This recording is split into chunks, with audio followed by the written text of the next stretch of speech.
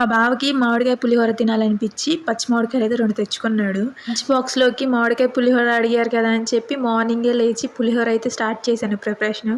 కానీ అయి కాస్త మగ్గిపోయి ఉన్నాయి. నేను అప్పటిదాకా చూసుకోలేదు. ఫ్రిడ్జ్‌లో ఉన్నాయి. నేను అప్పటిదాకా చూసుకోలేదు వాటిని.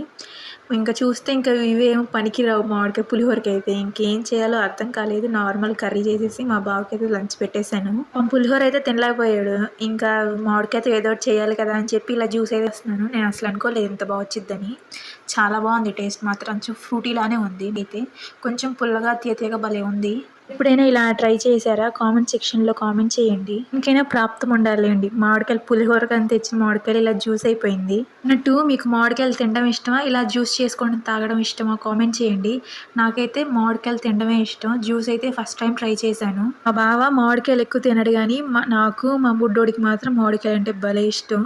వాడు మామిడికాయలు చూసాడంటే చాలు ఇంక వాడికి తినిపించేంత వరకు అసలు వాడికి ప్రాణం ఊరుకోదు.